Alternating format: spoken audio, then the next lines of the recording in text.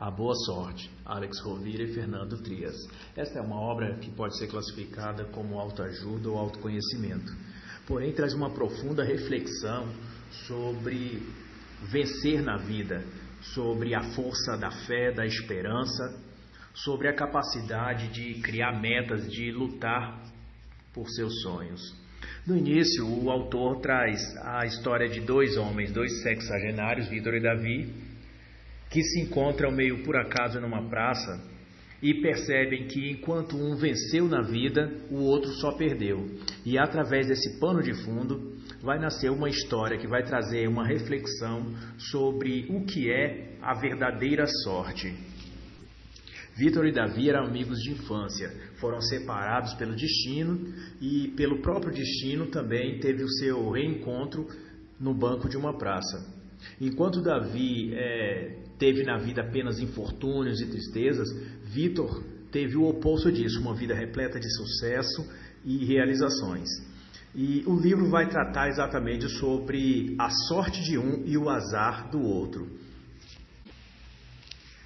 A grande lição desta obra vai ser fazer refletir que a verdadeira sorte, que no livro é chamado de a boa sorte, ela não é aquela que a gente encontra por acaso, quando ganha no jogo, quando obtém algo que não se esperava, um bem que não se esperava. Mas a boa sorte é aquela que vem pelo trabalho honesto, pela dedicação e pela paz do espírito.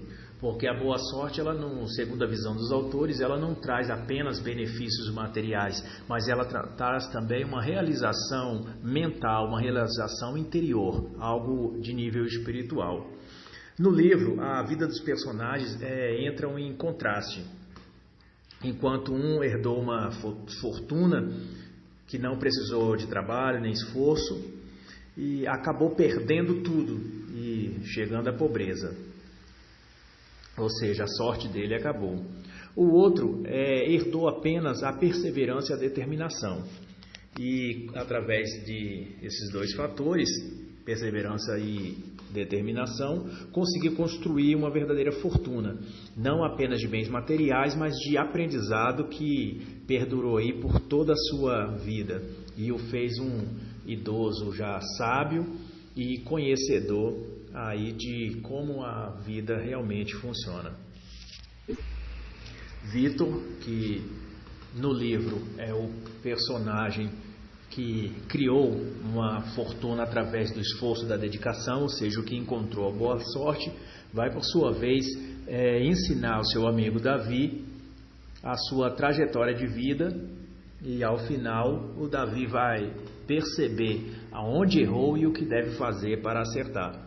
Uma frase que marca o início do livro está na fala do próprio Vitor, que diz assim: quando sua família, falando a respeito do Davi, recebeu a herança, vocês tiveram sorte. Essa sorte, porém, não dependeu de vocês mesmos, por isso não durou muito.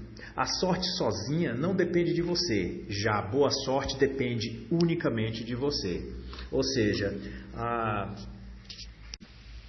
sorte que o Vitor teve só prosperou na vida dele porque foi fruto de uma árdua e perseverante conquista, enquanto a sorte inicial do Davi foi algo que não dependeu do esforço dele, por isso ela se esvaiu com o tempo. Essa então é a definição de sorte e de boa sorte. Com isso, já a página 17, Vitor começa a contar ao seu amigo Davi o conhecimento que ele recebeu que transformou a sua concepção de vida.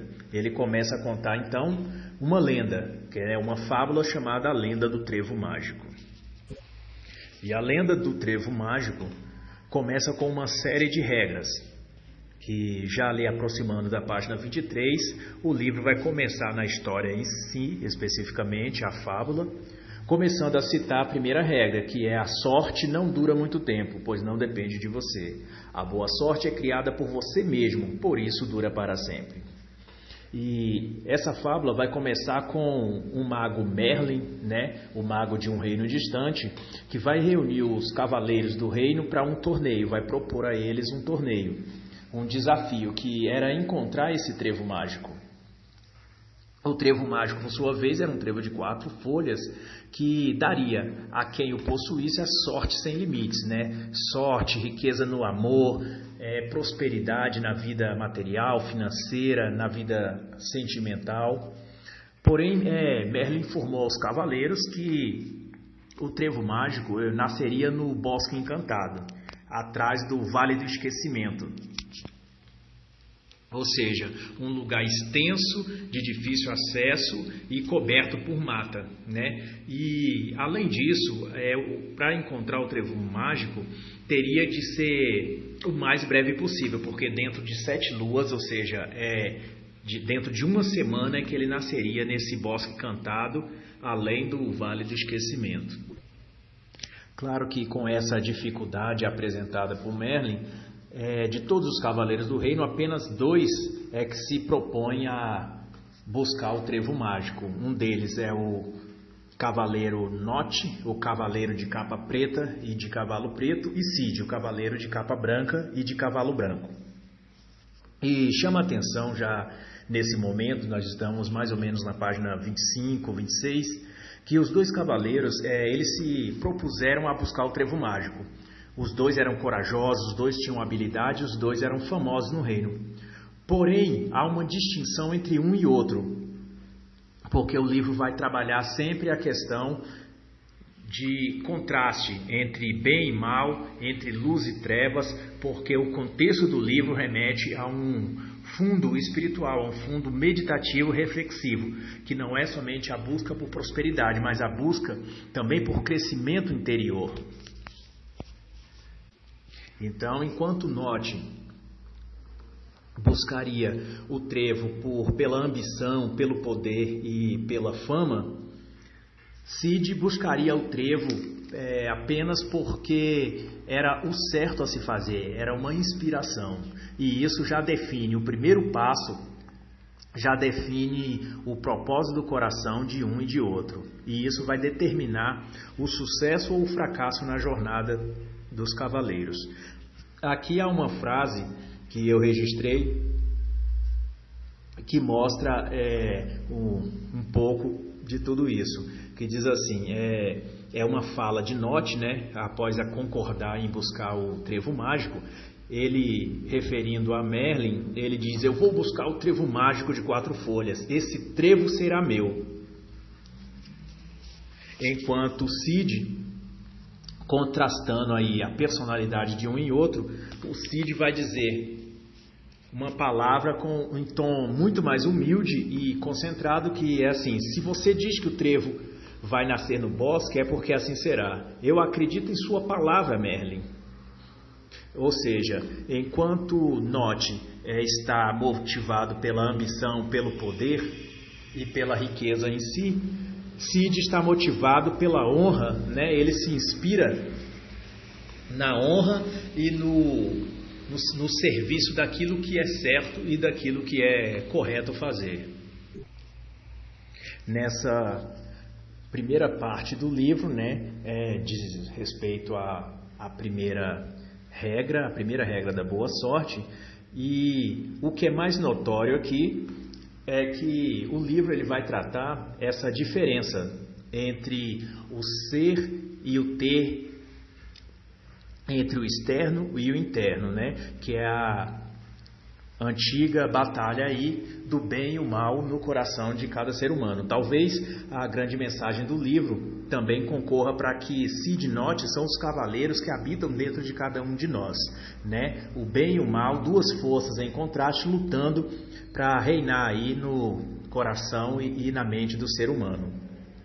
E essa distinção, esse contraste vai estar aí no decorrer de todo o livro.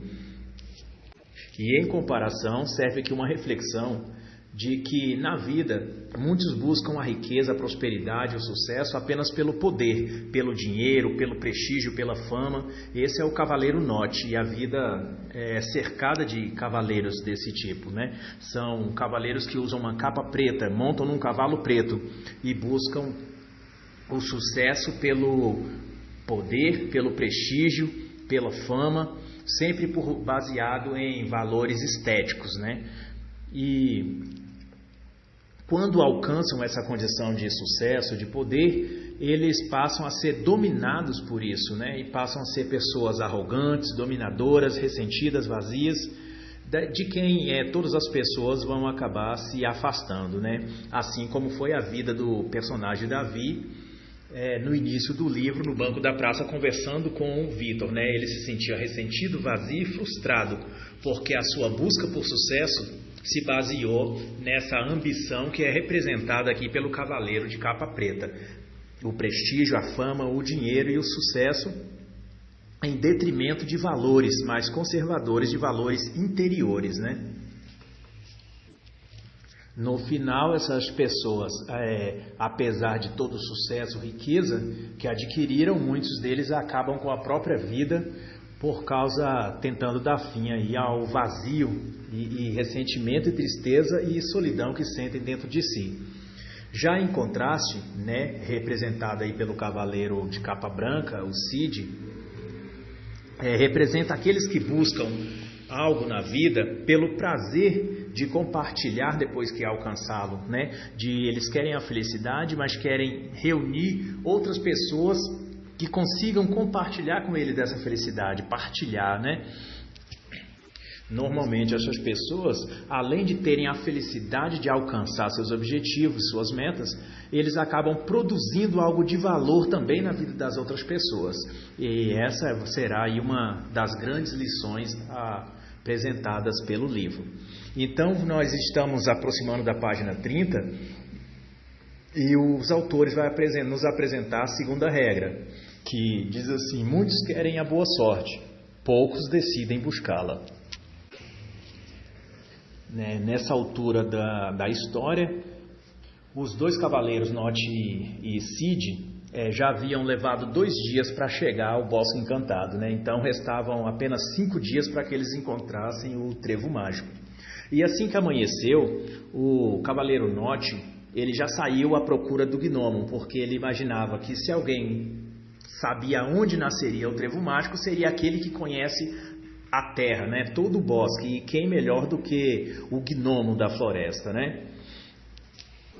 Mas o gnomo, o príncipe da terra, ao ser questionado de modo arrogante pelo cavaleiro da capa preta, Note, ele também respondeu com ignorância, né? Dizendo: não há trevos mágicos nessa floresta, eu nunca vi suas raízes em nenhum lugar do bosque. No Bosque Encantado nunca nasceram trevos. Quem lhe disse? Quem lhe disse que o trevo mágico há de nascer nesse bosque? Mentiu para você. Foi as palavras, né, também igualmente arrogantes do príncipe da terra, o gnomo. Mas como Note era desconfiado, né, ele imaginou que o gnomo, o príncipe da terra, estava lhe enganando, que já havia passado o segredo para Cid, feito algum tipo de acordo obscuro, e agora estava tramando junto com Cid. Isso, o gnomo, né, o príncipe da terra, estava tramando com Cid para contar mentiras ao Note, né? Porque essa também é uma característica típica das pessoas que veem a vida apenas por uma perspectiva materialista, né? Eles julgam as demais pessoas por sua própria estatura moral. Se ele é arrogante e trata o mundo com arrogância, ele sempre recebe respostas arrogantes, mas julga que está sempre envolvido em alguma trama contra ele, contra seus objetivos, que estão todos cercados com inveja e etc. e tal.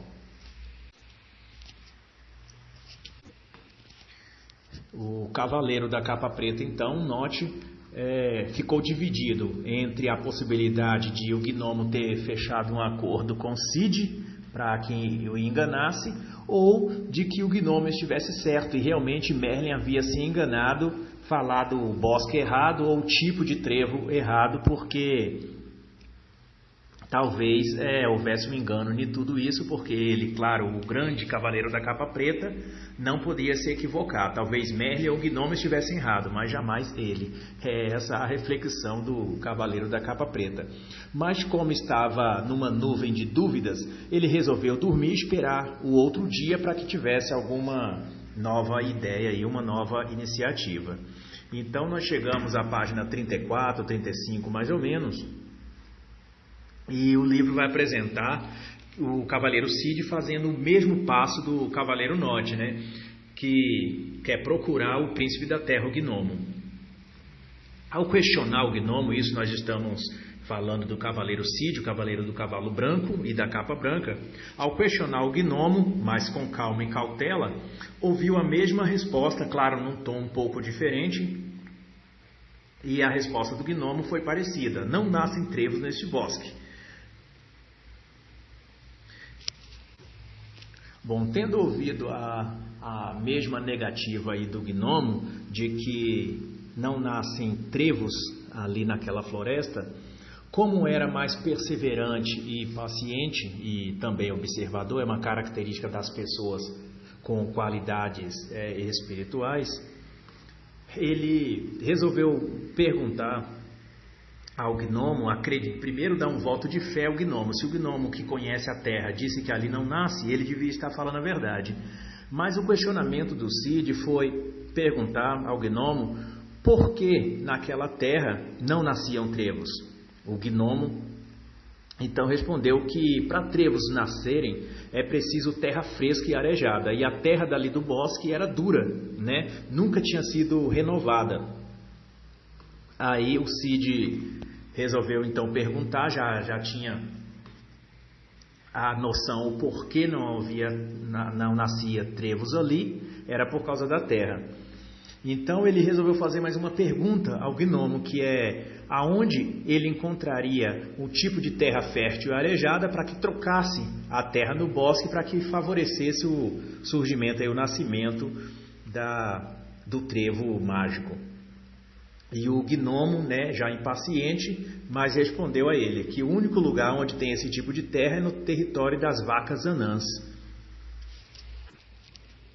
Indo para lá, o Cavaleiro da Capa Branca encheu seus alforjes de terra fértil, e nisso já havia anoitecido. Ele ainda encontrou um lugar arejado, um lugar tranquilo na mata, removeu a terra dura, né, e compacta do bosque ali, usando sua própria espada como instrumento ali para arar a terra, e fez um certo espaço ali com a nova terra que ele havia colhido lá no território das vacas anãs, uma terra fértil e arejada, e fez ali uma espécie de canteiro, aonde agora já havia terra arejada, terra fértil e terra boa para o nascimento de um trevo. A noite chegou e ele também foi descansar. Embora o Cavaleiro Cid ele não soubesse se naquela parte do bosque que ele escolheu seria exatamente ali que nasceria o trevo mágico, ele pelo menos conseguiu dormir tranquilo, sabendo que para que algo diferente acontecesse, era preciso que ele fizesse algo diferente, e isso ele fez, que foi remover uma terra ruim e colocar no lugar uma terra boa, e isso por si só já o fez dormir tranquilo e com o coração em paz.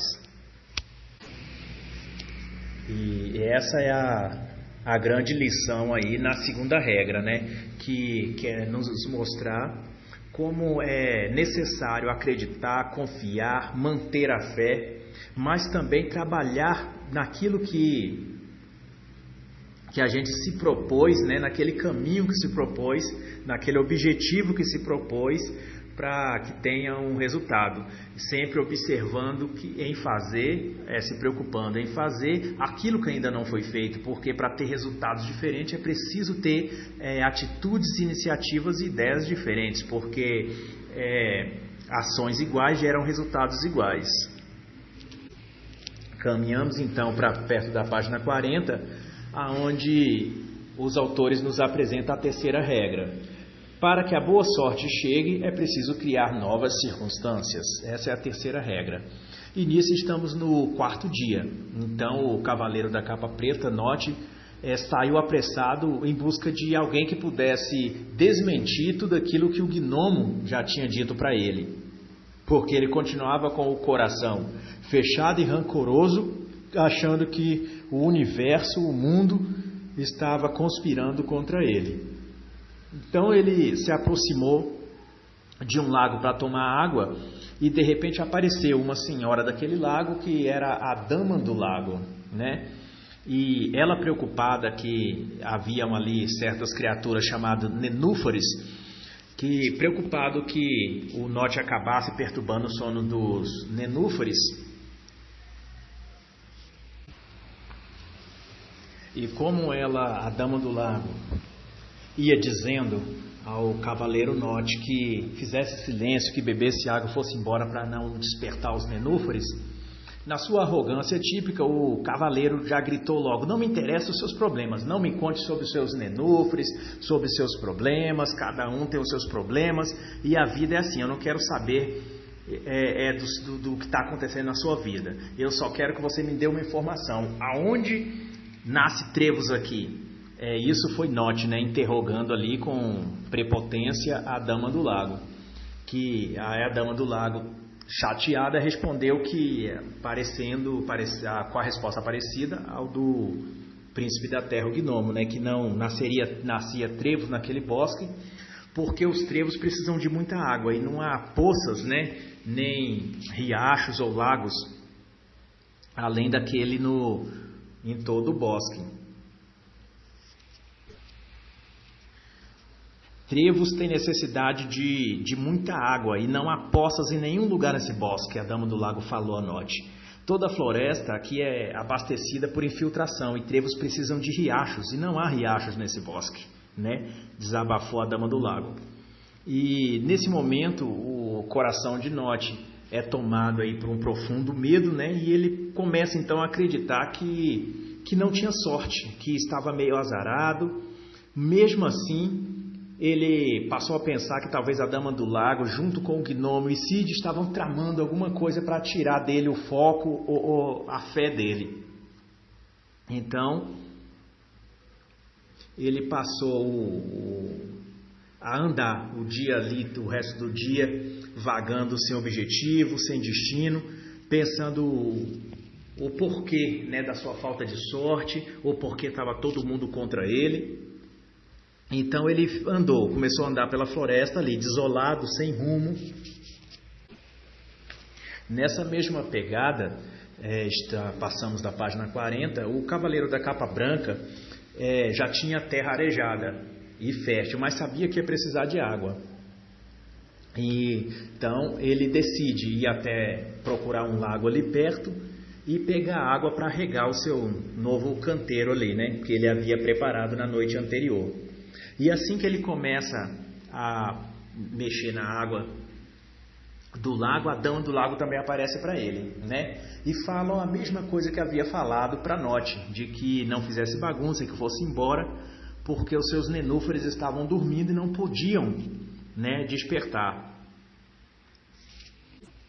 Mas ouvindo o que a Dama do Lago lhe dizia, o cavaleiro da capa branca se comoveu pelo problema, né, dela, dos nenúfares que sempre tinham que dormir e tal, e propôs a ajudá-la, né, perguntando: por que não sai água deste lago? Por que os seus nenúfares têm que sempre cantar para que se evapore a água para não transbordar? Por que não sai água daqui do seu lago para outros rios, para formar outros riachos? E a Dama do Lago disse que porque ali não havia rios, né, que saíam dela, ela precisava de rios que saísse dela para a água escoar.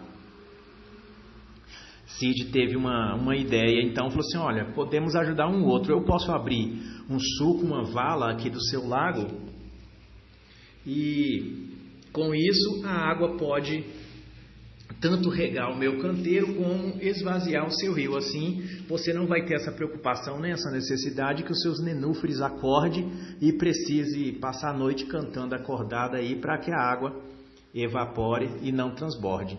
E assim o Cid fez, né, com sua espada, fazendo como se fosse arado amarrado no cavalo.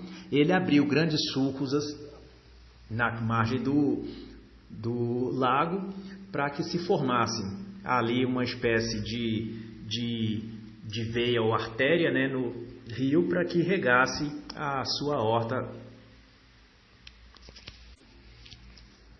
E depois disso feito, a terra fresca e fértil do lugar onde o Cid havia preparado, também ali foi encharcada pelo novo riacho que se criou, e o problema dele e da Dama do Lago foi resolvido. E nisso o Cid pôde, né, tranquilizar o seu coração com uma reflexão, né, citado pelos autores como um pensamento de Cid. E fica de lição aí para a terceira regra, que é: os problemas dos outros são frequentemente a metade das suas soluções. Quem compartilha sempre ganha mais. E então nós passamos para a quarta regra, né, que é: criar as condições nas quais os outros também ganham, atrai a boa sorte. Enquanto isso, Note ainda vagueava pelo bosque desolado, né, sem saber o que podia fazer. Ele teve a ideia de procurar a rainha das árvores, né, que era uma sequoia, a árvore mais antiga da floresta, e perguntar sobre o trevo. Era a sua última tentativa, já que a Dama do Lago e o gnomo haviam mentido para ele e enganado. Mas naquele momento ele estava se sentindo sem sorte, se sentindo desolado. E a resposta que obteve da rainha das árvores foi a mesma que ele já havia escutado, de que nunca houvera nascido um trevo, nem mágico e nem um trevo comum de 3 ou 4 folhas que fosse naquele bosque. Ele decidiu então que Merlin havia enganado e que ele era uma vítima, né, do destino aí, pelos caprichos de Merlin. Então ele se dedicou a se concentrar numa forma de punir o Merlin e de se sentir injustiçado aí pela vida. Mas enquanto isso, o Cid estava refletindo sobre o que ele precisaria. Ele já tinha terra fresca, já tinha sua horta preparada, seu canteiro, e já tinha água que veio do novo riacho que ele abriu. Mas ele teve uma percepção de que também precisaria de luz, né? Principalmente a luz solar, porque toda planta precisa de luz solar. Ele então foi ao centro daquele bosque e procurou também a sequoia, a rainha das árvores, porque ele pensou: se alguém sabe dizer como eu posso encontrar luz aqui, seria a árvore mais antiga dessa floresta, desse bosque, né? Que é a sequoia. E ao perguntar a grande árvore, né, a sequoia, sobre como obter luz e sobre como fazer nascer um trevo mágico, ele ouviu da sabedoria da árvore de que um trevo precisa tanto de sol quanto de sombra. Só que aquela floresta, o bosque, só tinha sombra, porque ninguém nunca tinha limpado, né, as copas das árvores. Os galhos nunca foram podados, então só tinha sombra por toda a floresta.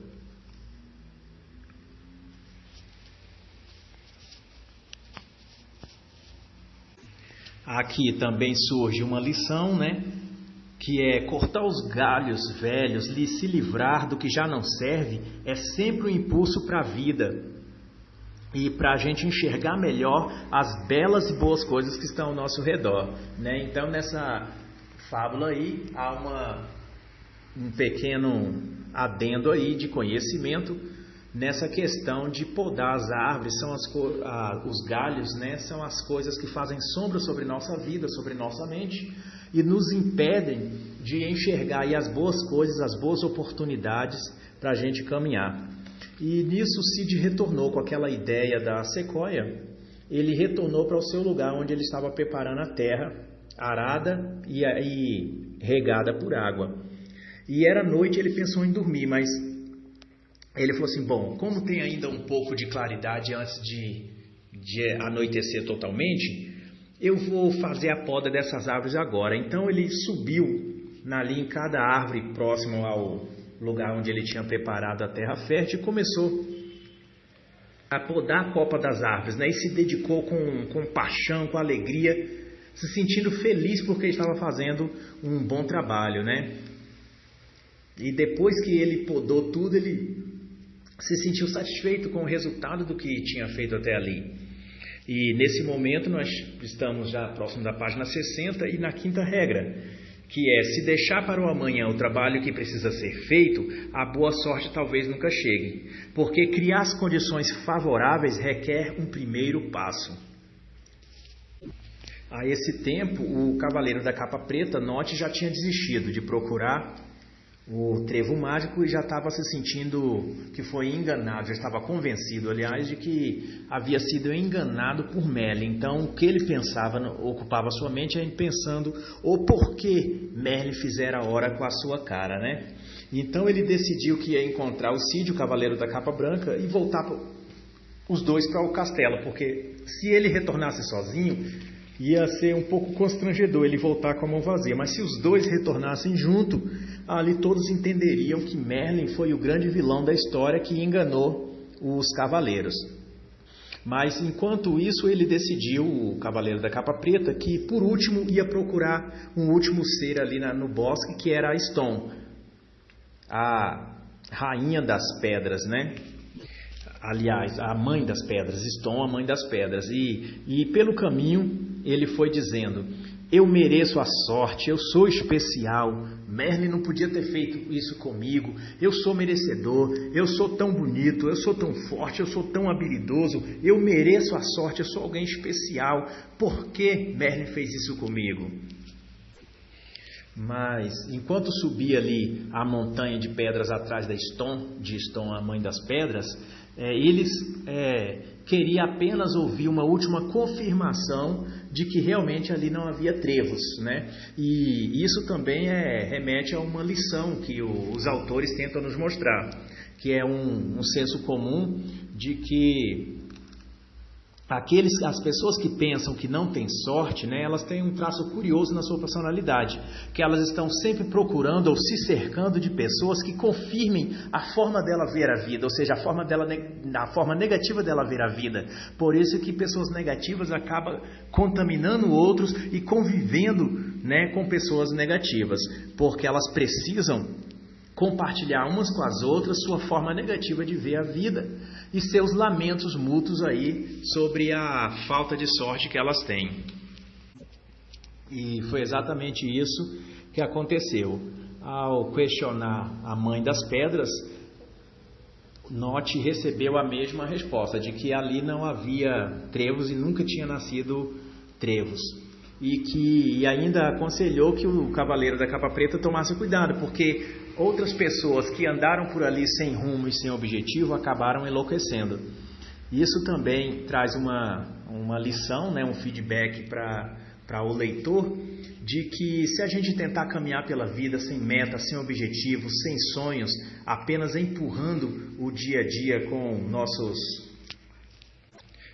nossos lamentos e preocupações, sem uma meta que buscar, sem um objetivo maior, a gente acaba enlouquecendo, né? E por isso que a gente vê no mundo atual tantos casos de suicídio. São pessoas que não tendo objetivo, não tendo uma visão de vida, acabam se deixando vencer aí pelas tristezas, pela sua falta de sorte, falta de autoconfiança, né?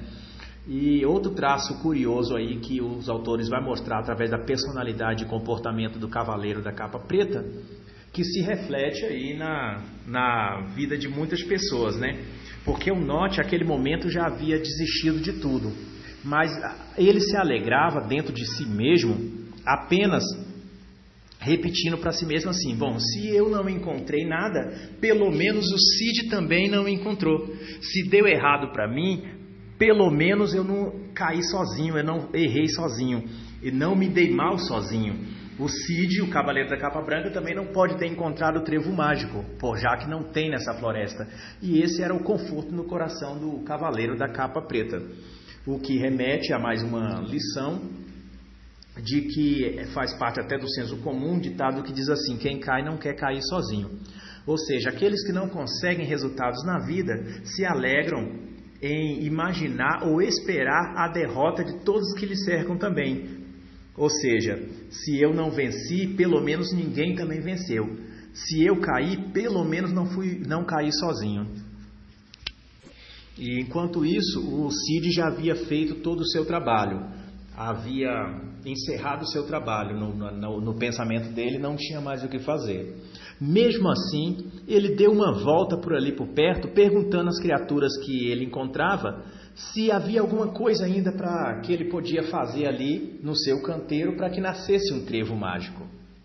Ou seja, ele estava buscando inspiração e perspectiva, e isso é um traço das pessoas vencedoras, sempre procurando algo positivo em que se inspirar. São as pessoas que procuram se cercar de pessoas positivas, se cercar de pessoas de sucesso, para colher deles lições e inspiração.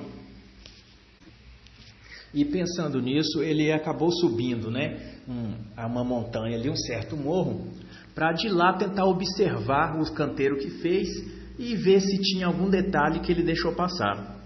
E subindo ali, Ston acabou aparecendo para ele, a rainha das pedras, e começaram a conversar sobre trevos sobre trevos do bosque. E Ston disse a ele que trevos de 3 folhas até nascem entre pedras, nascem em qualquer lugar, mas trevos de 4 folhas precisam de terrenos especiais. Ou seja, terrenos aonde não há pedras.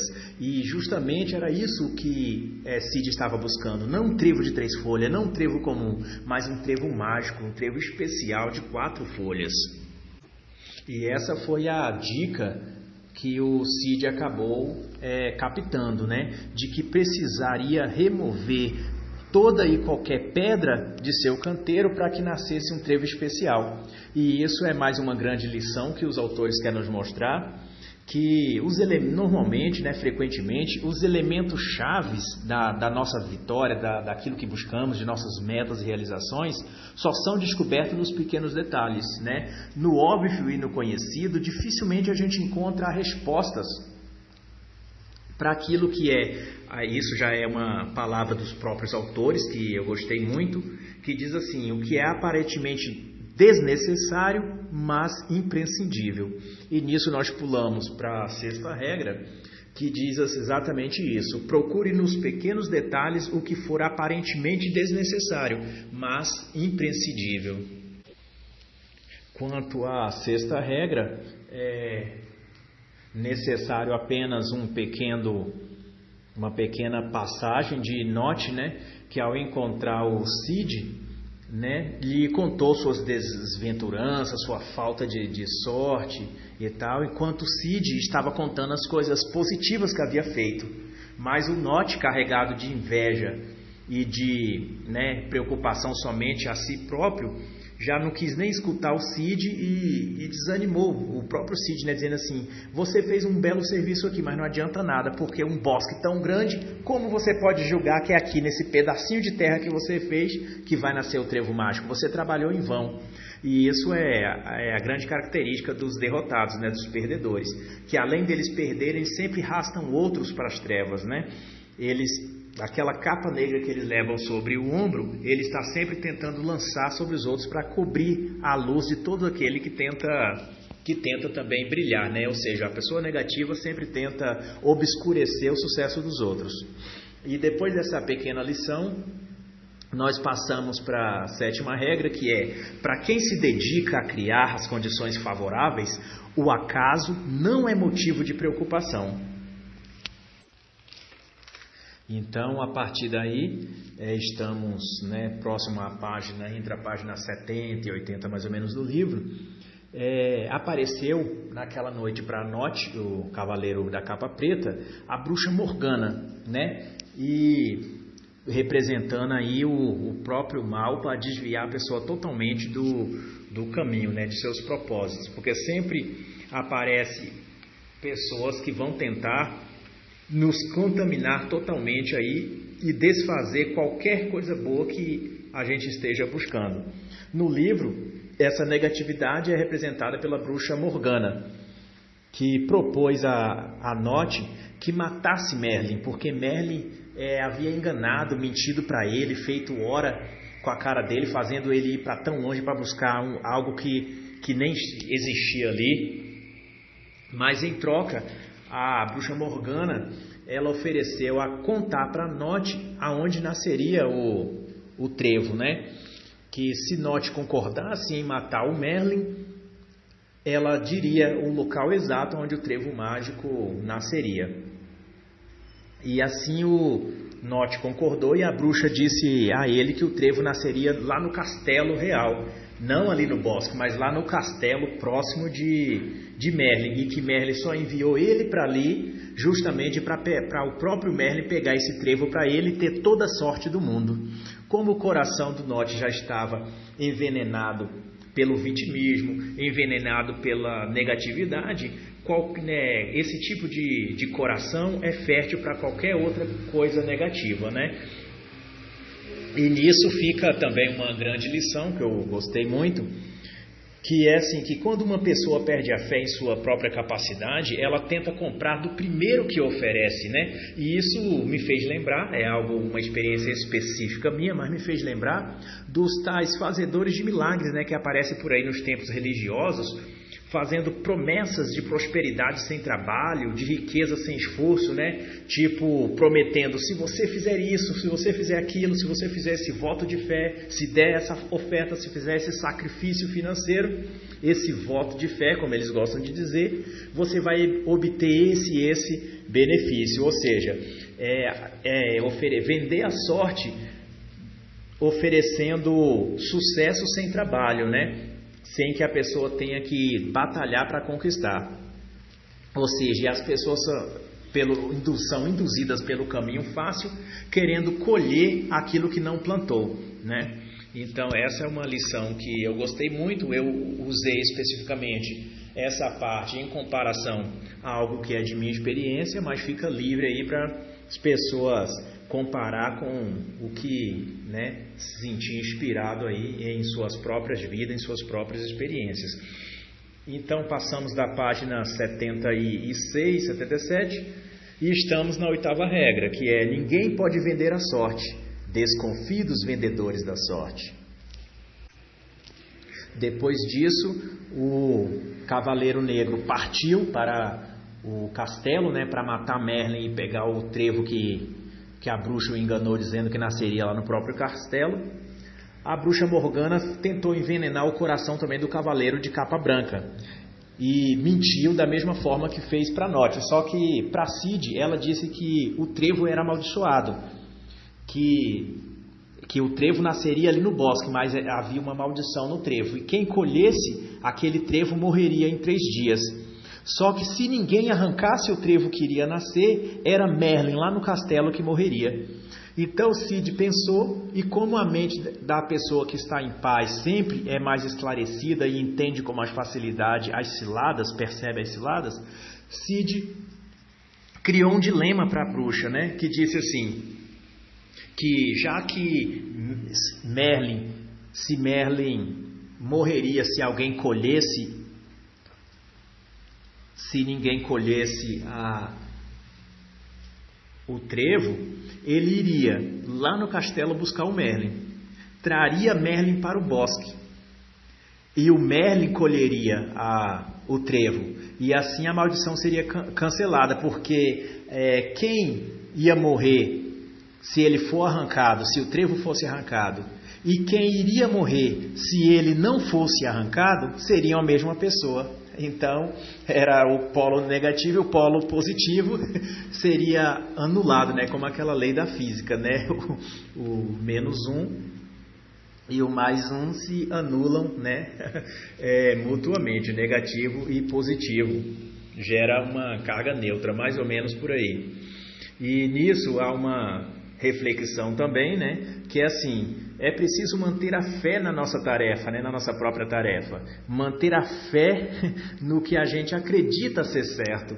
E isso é simples, mas é importante porque, às vezes, a nossa dificuldade não é começar algo. A nossa dificuldade é manter a fé depois que começamos. Porque na primeira dificuldade, no primeiro sopro maligno das bruxas da vida, a gente acaba se desviando do nosso foco, né? Desistindo da nossa, quando a gente na verdade deveria perseverar, dar um passo a mais, né?